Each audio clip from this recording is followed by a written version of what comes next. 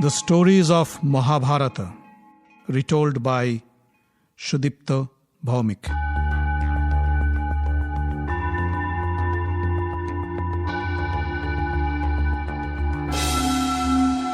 Welcome, dear friends, to another episode of the stories of Mahabharata.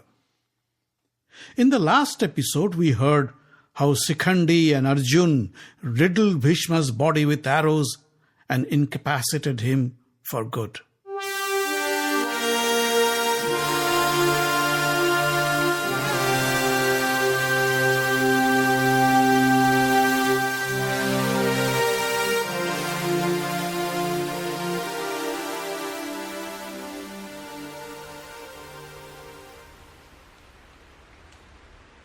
Bhishma lay alone in a bed of arrows and waited for the war to end.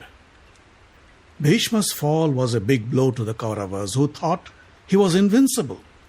They knew they still had many gallant warriors on their side, but losing Bhishma was something they couldn't grapple with. The war was far from over, and the next morning the two armies would clash again on the battlefield. Duryodhan couldn't sleep.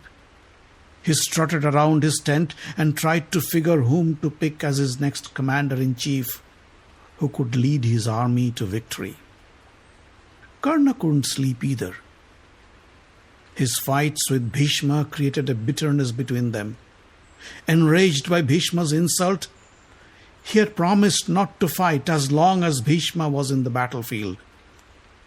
Now, when his time has come to join the battle, he felt maybe his feelings towards Bhishma were a bit too harsh. Without the blessings of the great Kaurava patriarch, he felt his mission to kill the Pandavas would never succeed. Karna mounted a horse and galloped towards the battlefield, where Bhishma lay on a bed of arrows.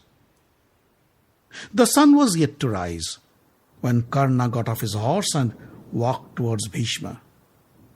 He knelt next to the old man, but couldn't say a word.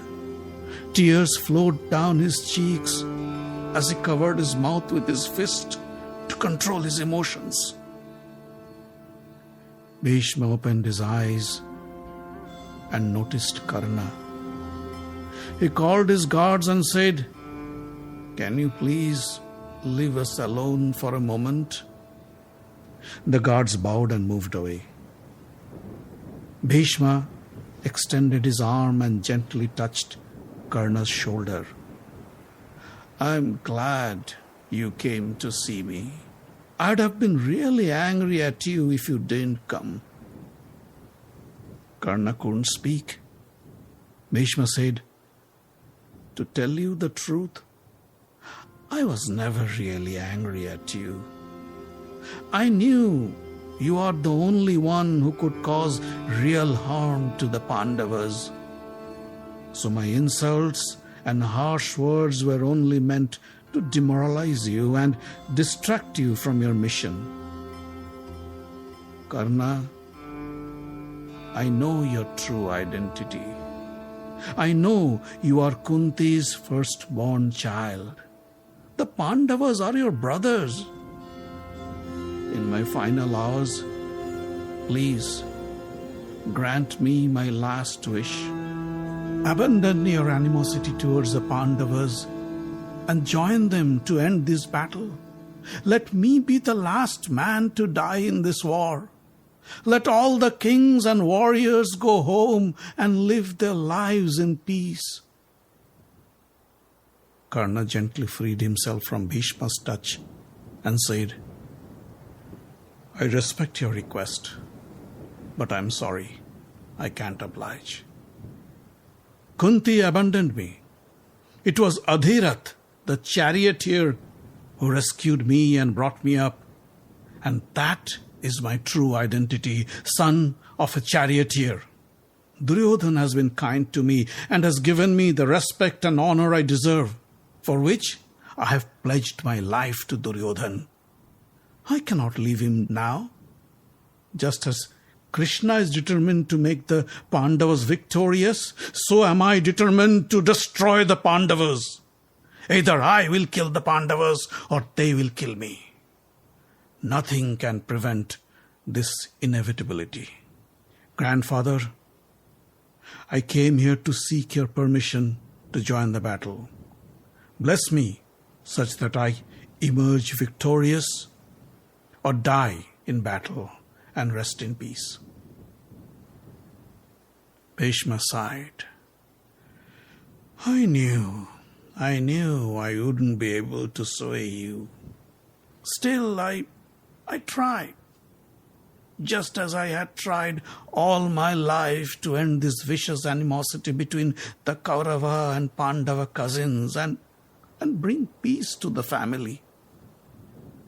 I failed. Well then, go ahead and fight like a true Kshatriya warrior and protect the Kauravas to the best of your ability. May Dharma guide you to do the right thing.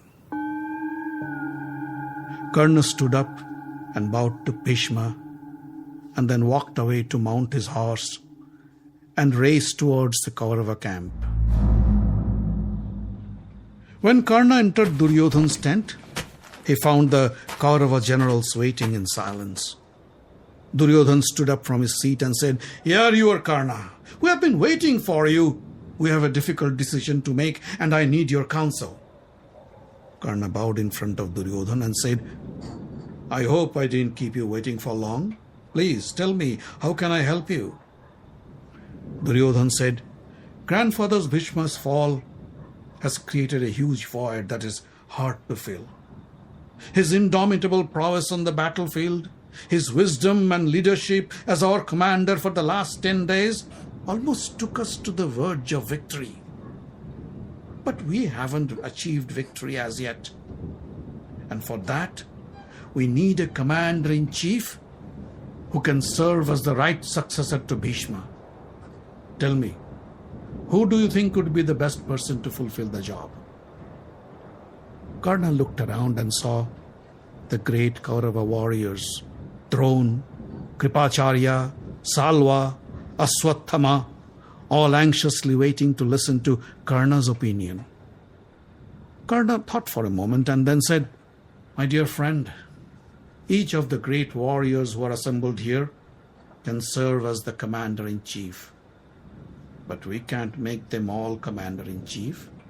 We need to pick one, someone who is not only a great warrior, but also is revered for his prowess and wisdom. And the only man who can fulfill those requirements is Acharya DRON.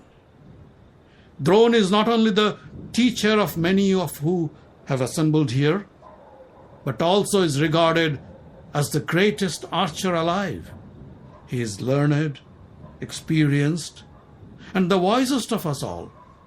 If he becomes the commander-in-chief, the Kaurava warriors would gladly accept his leadership and feel blessed to fight under his direction. Duryodhan smiled and said, Karna, I couldn't agree with you anymore.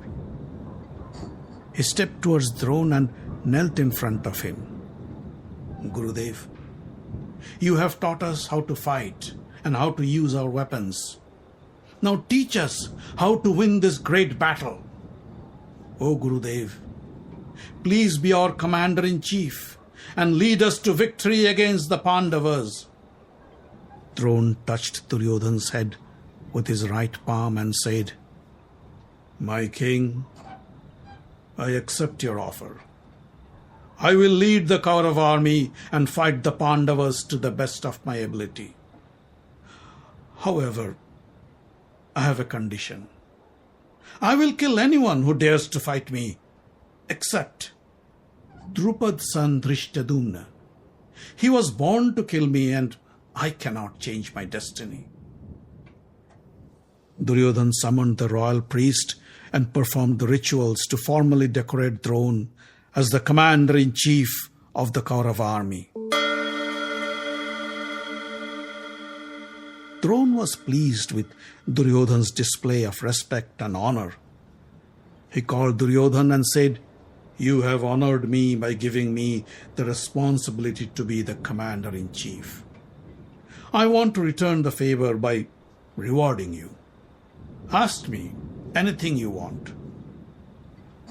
Duryodhan bowed to Drona and said, "If you want to give me something, then capture Yudhishthir and bring him to me alive in chains." Drona was surprised to hear such a strange request from Duryodhan. "You must be thinking that I would never kill my beloved student Yudhishthir, right? So you ask me to capture him instead? Or is it that you don't consider him to be a real enemy? Whatever the reason, it seems Yudhishthir is truly blessed." Duryodhan couldn't conceal his feelings any longer. He said, "No, Gurudev, you don't understand. Yudhishthir's death won't give me my victory. If I manage to get Yudhishthir killed, the Pandava brothers would hunt me down and kill me for sure. So here is my plan. Capture Yudhishthir and bring him to me. I will then challenge him to another game of dice and send him and his brothers back to the forest in exile for a long, long time. Only this way we can achieve a lasting peace." Duryodhan's devious plan stunned Drona. He thought for a while and then said, "All right. I promise to deliver Yudhishthir in chains. Only if Arjun is not around to protect him. You know, Arjun is undefeatable even by the gods. I am his guru, but he won't spare me either. It would be impossible for me to capture Yudhishthir from his guard. So if Arjun can be kept busy in battle, somewhere far from Yudhishthir, then consider Yudhishthir to be yours." Duryodhan was ecstatic. He knew when Drona promises, he delivers.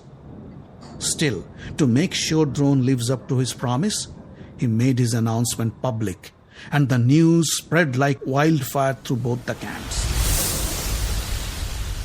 When Yudhishthir heard of this, he was scared. He called Arjun and said, "You heard of Drona's promise? And we all know he is a man of his words.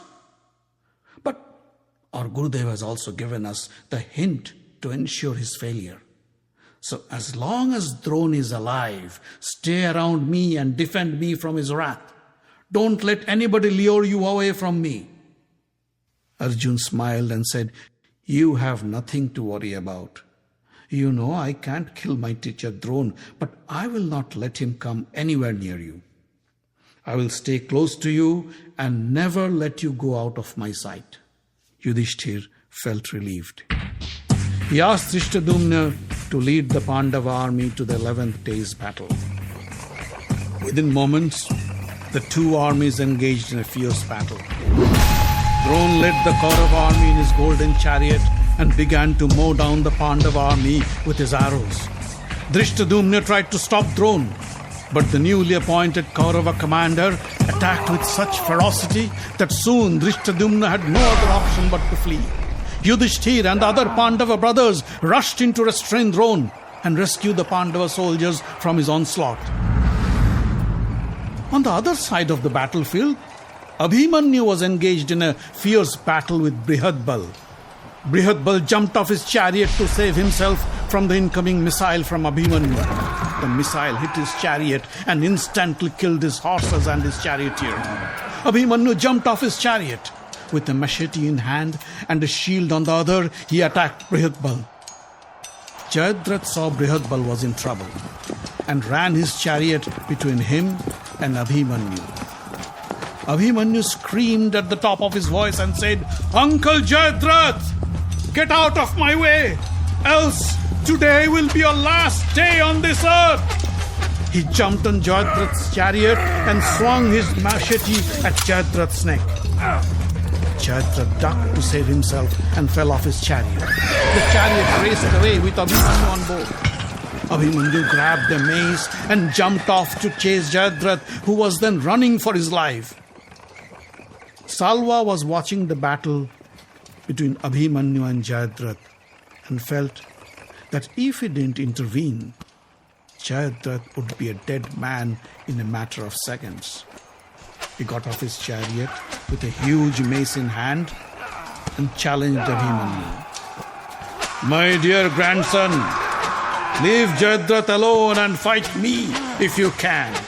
Let me see how well you have mastered the art of mace. He swung his humongous mace above his head and stood blocking Abhimanyu's path. Abhimanyu stopped and said, Don't try to stop me, granduncle. You may be an expert with the mace, but I am not a novice either. I learned my skills from none other than the greatest mace warrior of the world, my uncle Bhimsen. Come on and try me. I'm sure my mace is eager to taste your blood. Salva was amused to hear the war cry of the young lad who was still in his teens. Only cowards use rhetoric with the hope of scaring off their opponents. Those pompous words don't mean anything to me. Come and give me a good fight. He stomped ahead to face Abhimanyu. Bhim was passing by on his chariot and noticed Abhimanyu was about to pounce upon Salva with his mace. He knew Abhimanyu might be a great warrior, but he was no match to Salva on the mace. Salva would crush him in no time. Bhim swerved his chariot and faced Salva. Uncle Salva, if a mace fight is what you want, then leave the boy alone and fight me. He looked at Abhimanyu and said, You take my chariot and go after Jayadratha. Let me take care of my dear uncle. Abhimanyu grudgingly obeyed his uncle.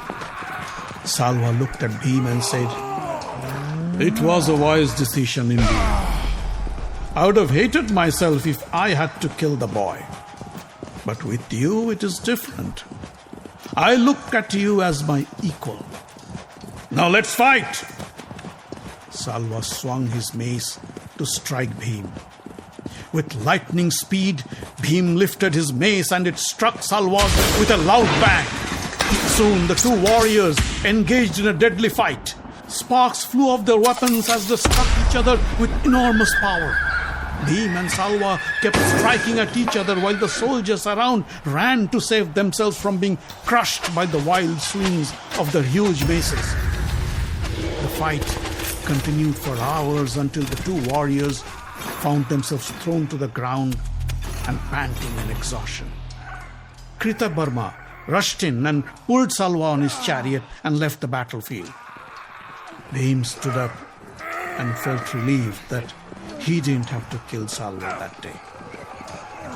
As the day progressed, the Kauravas found themselves severely pounded by the Pandavas, and Drona wasn't happy at all. He didn't want his first day as the commander-in-chief to turn out to be a huge disaster for the Kauravas. He tried to boost the spirit of the fleeing Kaurava soldiers. Don't be afraid of the Pandavas! Turn around and fight! We will be victorious! Drona felt the only way to gain the trust of his soldiers was by keeping his promise. He asked his charioteer to take him to Yudhishthir. As soon as Yudhishthir's chariot came in view, Drona engulfed him in a volley of arrows. Yudhishthir was overwhelmed. He cried out for help. The Panchal prince Kumar came to help and struck Drona with powerful weapons. Drona deflected them all and kept on with his attack on Yudhishthir. Bhagyadatta and Singhasen came to protect Yudhishthir, but Drona's arrows soon took their lives. Helpless, Yudhishthir looked around for Arjun, but he was nowhere to be found. The Kaurava soldiers around were quite certain that today Drona would certainly capture Yudhishthir, and the Pandavas would have no other option but to surrender. Hearing of Drona's imminent victory, Duryodhana asked his charioteer to take him near Drona. The other Kaurava generals followed him too. Just as Yudhishthir was about to give up all hope, Arjun rushed in with his chariot and covered the sky with thousands of arrows hurled towards Drona. His chariot circled Yudhishthir and created a wall of shooting arrows that overwhelmed DRON and his warriors. DRON knew, with Arjun around, it would be impossible for him to come anywhere near Yudhishthir. He called out at Yudhishthir and said, "My dear Yudhishthir, today you are lucky to have Arjun come to your rescue. But remember, this won't happen every day." Saying so, he turned his chariot and left the battlefield. Soon, the day ended with the sun setting in the western horizon, and the warriors sighed in relief.